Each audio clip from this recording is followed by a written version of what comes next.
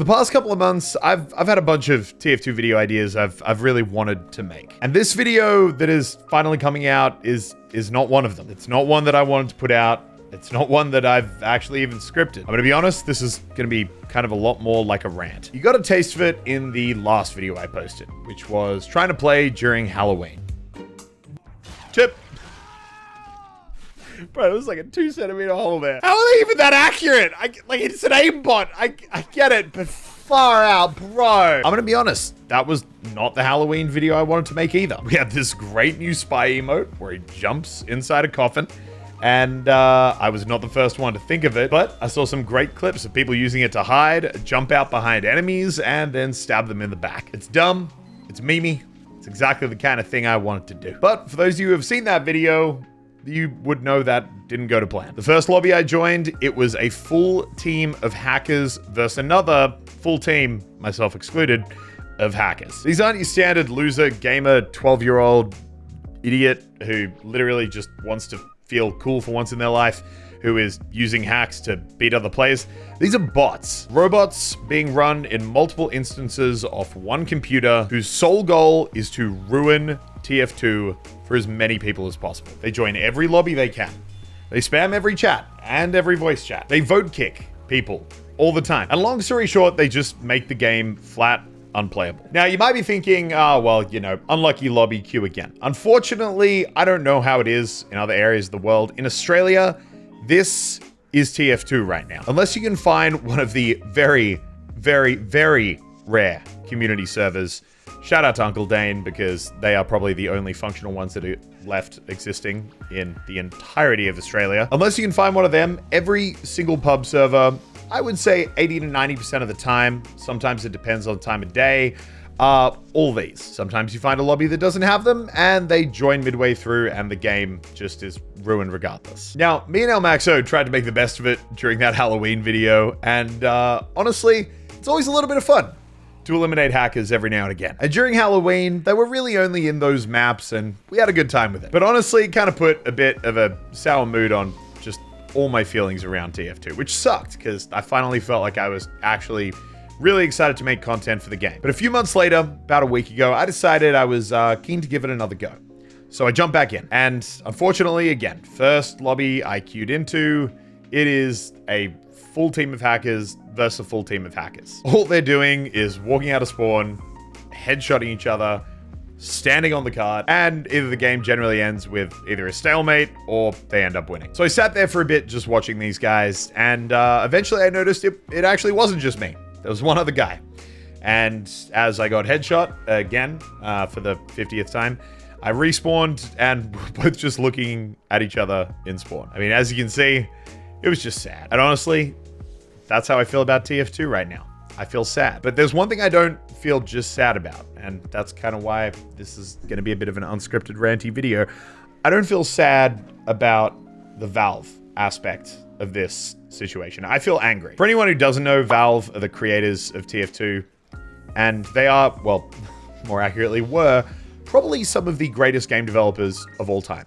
They made Half-Life, they brought Dota in the form of Dota 2 into the modern era, Counter-Strike, Portal, basically a whole ton of great titles. Some of them are just adaptations of mods that they took on board, but long story short, they made great stuff. And for a while, they were genuinely, and I'm not even kidding, a developer that I had such a deep admiration for.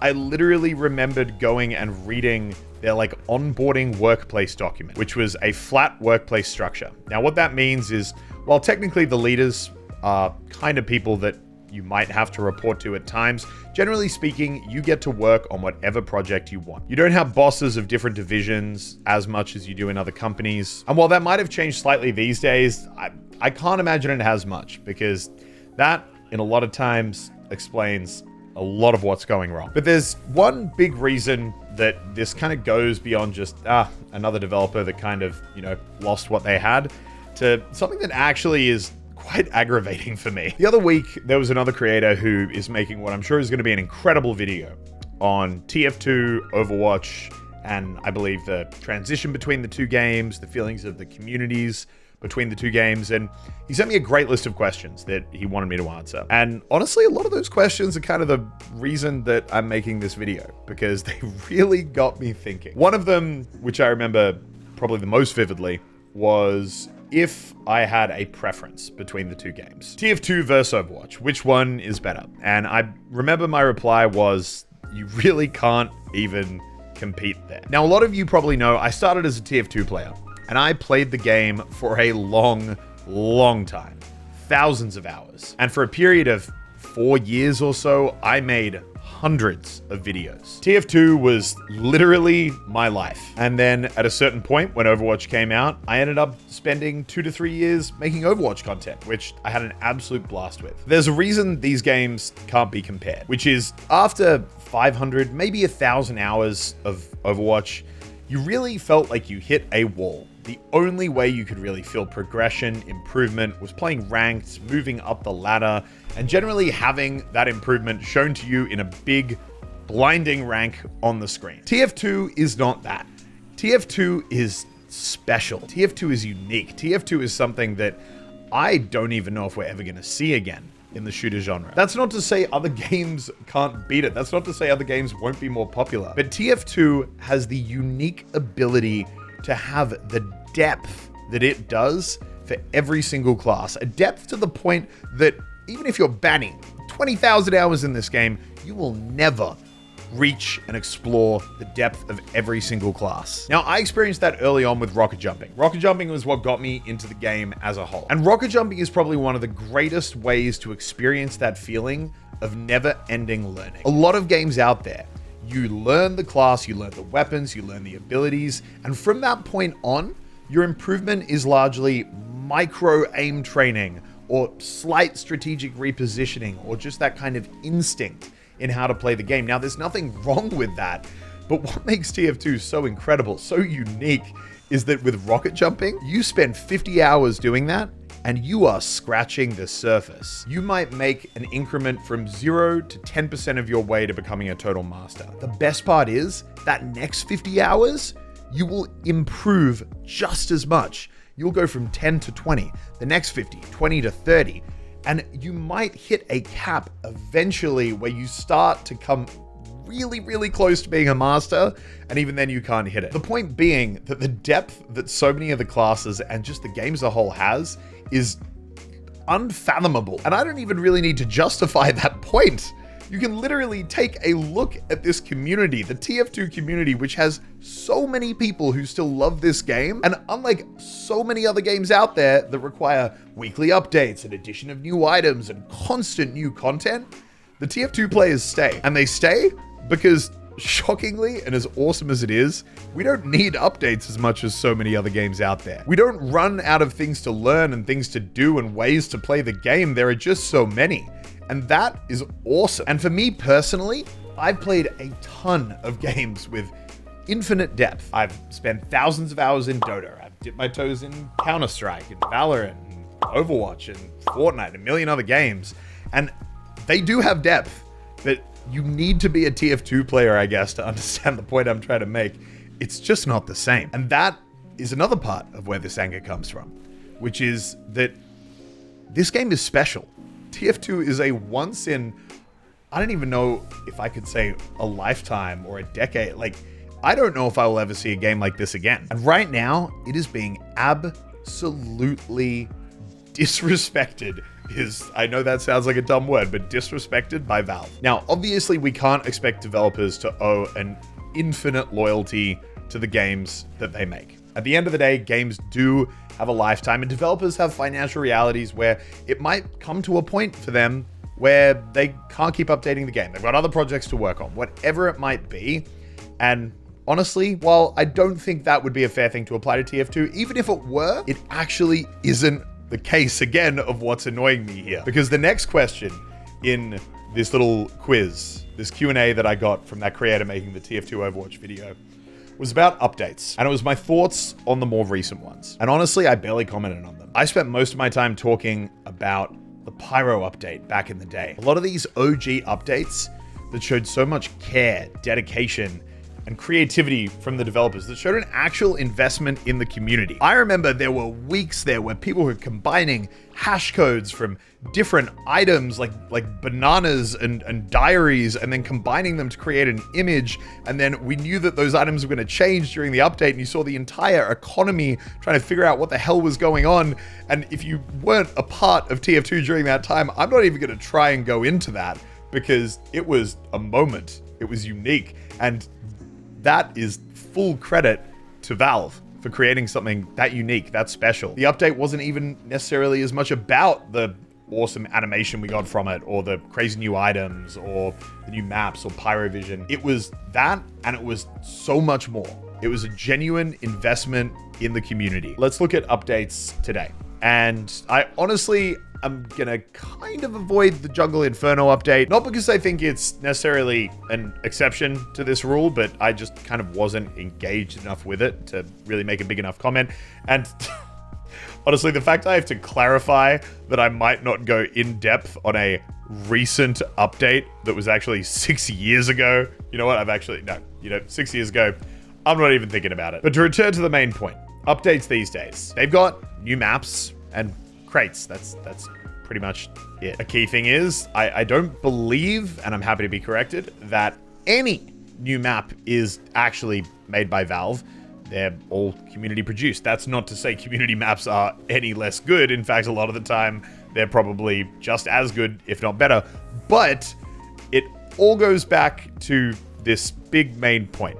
And it ties in with crates as well, because I believe every item that has been added is also community made.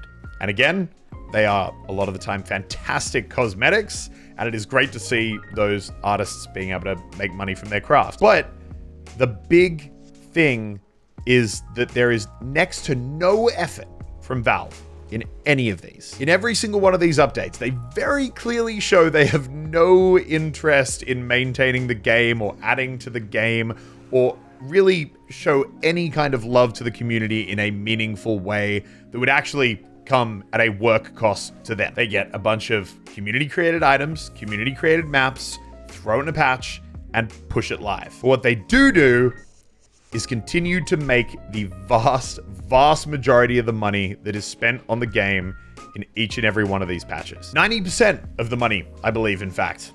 The creator gets 10%, Valve gets 90%. Now, the reason this makes me so damn angry is, from the way I see it, you've got Valve sitting here, seeing this dedicated community, seeing a community that still loves the game, is invested in the game, is passionate about the game. But the only work they are willing to put in is work which directly makes them money. It is literally the absolute minimum amount of effort possible. A few community-made maps so that people have something to return to the game and try and actually launch it up with. Crates that are filled with items made by the community, but the keys that they sell, they retain 90% of the revenue from. Now, there's a lot of bad developers out there, but all of this contextualized in the scenario that I'm experiencing whenever I launch TF2 right now, which is launching into any pub lobby, trying to go and play the Halloween update and being physically unable to find a single server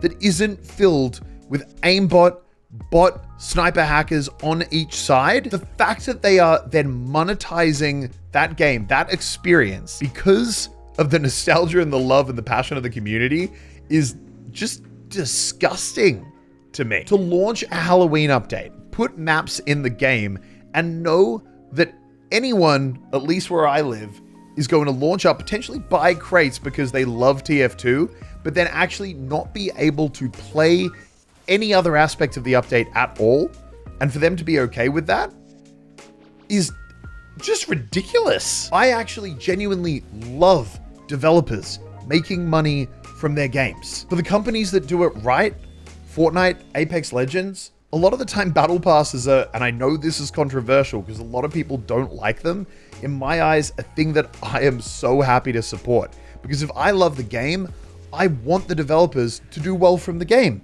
so that they reinvest the money to keep maintaining it, updating it, making it better. But Valve is coming in expecting to make all the money and then do none of the work. Now, going back to how Valve works as a company, that flat structure, if people don't want to work on it, They just don't work on it. And honestly, as much as that might be frustrating for the TF2 community, at the end of the day, if that's how they want to run their company, that's fine. But if you're coming in actively choosing to monetize the audience for TF2, you don't have to force developers who don't want to work on the game to do that, but you are making that revenue.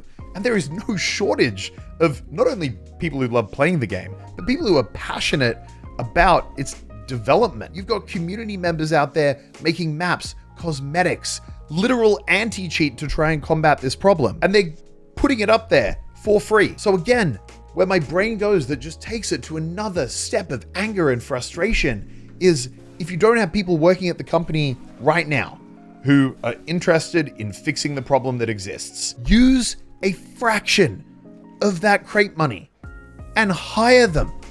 They're out there, they're visible, they're creating all the content that you're throwing in the updates, or they're actively posting publicly about workarounds and solutions that they're trying to troubleshoot for issues like hackers. And I know some people are gonna say, oh, you can't just stop hacking. It's not that easy. Totally, you can't. But you can stop a lot of blatant hacking. So many new FPS shooter games have shown that. They still exist, they are in the game, and they ruin a lot of your competitive lobbies, but they now have to do it in a way that actively evades a very aggressive anti-cheat system. What these bots in TF2 are doing is genuinely just taking the piss. And totally, I'm so aware I do not know any of the complexities of coding or anything else. But what I do know is that it can be done better than it is right now. And I know it sounds dumb. I know it sounds weird. I would have so much more respect for Valve if they had just dropped the game entirely. I wouldn't like that. If anything, I know, throw a dog a bone. I'm happy to get some new cosmetics every now and again. But the actual ethics and morals and just my actual respect for the company has gone so downhill, showing that they will put in the effort up to the limit and the minimum they need to do to monetize it, and not an inch more. And this isn't just a dip. This isn't just, oh, you know, they're figuring out a new process. This is years. I think it's got to a point now where it's gone too far. And this video isn't going to change that. At the end of the day, only Valve are really the ones who can change that. I don't even really know where this video is going. It doesn't really even have an outcome or a conclusion. I just think that that mindset of that anger and that disgusting behavior from Valve is just one I needed to really get out there, because goddamn, do I love this game, and goddamn did I used to love Valve, but now they actually disgust me.